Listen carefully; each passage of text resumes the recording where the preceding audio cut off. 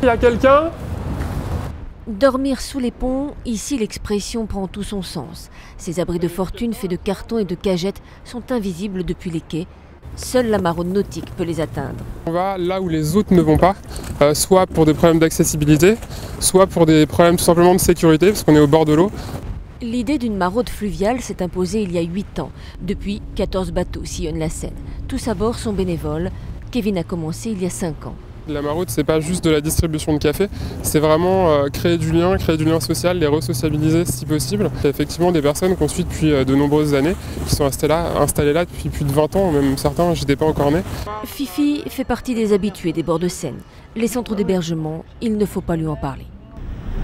Ah non, moi les foyers comme ça, milieu social, tout ça j'aime pas. Je préfère ces gens-là.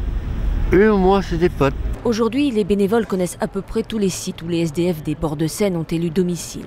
Ils ont réussi à se faire accepter par la plupart d'entre eux et connaissent bien leur milieu. C'est vrai que c'est des gens qui préfèrent être sous les ponts qu'au pied dans les portes cochères des immeubles, etc. Quand ils sont sur la rue, souvent on leur détruit, enfin les gens enlèvent les cartons, etc. Là, ils peuvent avoir un petit peu plus de stabilité. À chaque rencontre, les bénévoles s'informent sur leur état de santé, notent leurs besoins en vêtements, en produits de première nécessité. Lors de la prochaine maraude, ils auront à cœur de satisfaire au mieux les demandes de chacun.